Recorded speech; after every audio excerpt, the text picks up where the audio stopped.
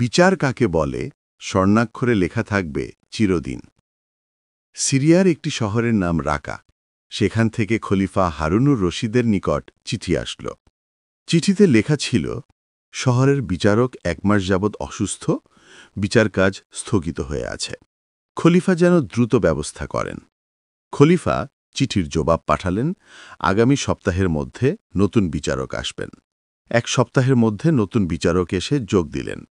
বিচার কাজ শুরু হয়েছে। স্থানীয় প্রহরীরা একজন বৃদ্ধা মহিলাকে আসামি হিসেবে দরবারে হাজির করলেন। তার অপরাধ ছিল, তিনি শহরের এক রেস্তোরাঁ থেকে কিছু রুটি আর মধু চুরি করার সময় হাতে নাতে ধরা পড়েন। বিচারক: আপনি চুরি করেছেন? জি। আপনি কি জানেন চুরি করা কত বড় অপরাধ ও পাপ? জি। জেনেও কেন চুরি করলেন? কারণ আমি গত 1 সপ্তাহ যাবৎ অনাহারে ছিলাম। আমার সাথে এতিম 2 নাতিও না খেয়েছিল। ওদের ক্ষুধার্ত চেহারা আর কান্না সহ্য করতে পারেনি, তাই চুরি করেছি। আমার আর এছাড়া কোনো উপায় ছিল না হুজুর। বিচারক এবার পুরো দরবারে চোখ বুলালেন, বললেন, কাল যেন নগর, খাদ্য, শরিয়া, পুলিশ প্রধান এবং অন্যান্য সমাজহিতৈষীরা সবাই উপস্থিত থাকেন। তখন এর রায় দেয়া হবে। পরদিন সকালে সবাই হাজির হলেন। বিচারকও যথাসময়ে উপস্থিত হয়ে রায় ঘোষণা করলেন। বৃদ্ধা মহিলার চুরির অপরাধ প্রমাণিত হওয়ায় 50টি চাবুক, 500 দিনার রৌপ্যমুদ্রা আর অনাদায়ে 1 বছর কারাদণ্ড দেয়া হল। তবে অকপটে সত্য বলার কারণে হাতকাটা মাফ করা হল। বিচারক প্রহরীকে চাবুক আনার নির্দেশ দিয়ে নিচে নেমে ওই বৃদ্ধা মহিলার পাশাপাশি দাঁড়ালেন। বিচারক বললেন, যে নগরে একজন ক্ষুধার্ত বৃদ্ধা মহিলা না খেয়ে ক্ষুধার যন্ত্রণায় চুরি করতে বাধ্য হয়, সেখানে তো সবচেয়ে বড় অপরাধী সে দেশের খলিফা। আর আমি এসেছি খলিফার প্রতিনিধি হয়ে। তাই আমি যেহেতু তার অধীনে চাকরি করি, তাই 50টি চাবুকের 20টি আমার হাতে মারা হোক। আর এটাই হলো বিচারকের আদেশ। আদেশ যেন পালন করা হয়, আর বিচারক হিসেবে আমার ওপর চাবুক মারতে যেন কোনো রকম করুণা বা দয়া দেখানো না হয়। বিচারক হাত বাড়িয়ে দিলেন।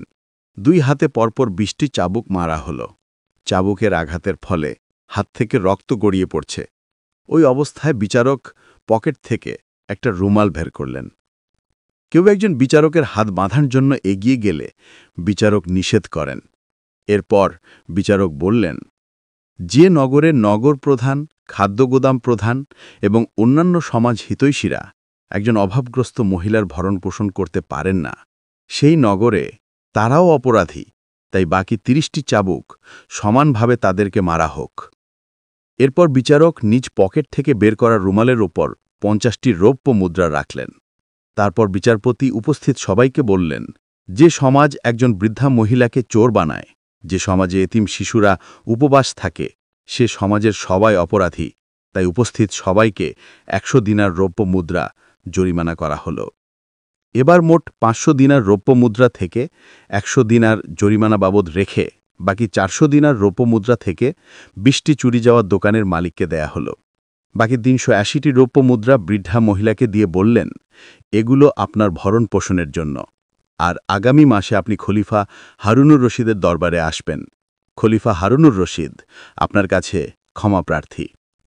1 মাস পরে বৃদ্ধা খলিফার দরবারে গিয়ে দেখেন, খলিফার আসনে বসা লোকটিকে চেনা চেনা মনে হচ্ছে। মহিলা ভয়ে ভয়ে খলিফার আসনের দিকে এগিয়ে যান।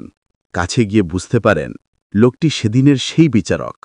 খলিফা চেয়ার থেকে নেমে এসে বললেন, আপনাকে ও আপনার এতিম 2 নাতিকে উপোস রাখার জন্য সেদিন বিচারক হিসেবে ক্ষমা চেয়েছিলাম। আজ দরবারে ডেকে এনেছি প্রজা অধিকার সমুন্নত না করতে পারায় অধমেই খলিফাকে ক্ষমা করে দেওয়ার জন্য। আপনি দয়া করে আমাকে ক্ষমা করুন। বিচার বাদশাহ খলিফা হারুনুর রশিদ রহমতুল্লাহ আলাইহি।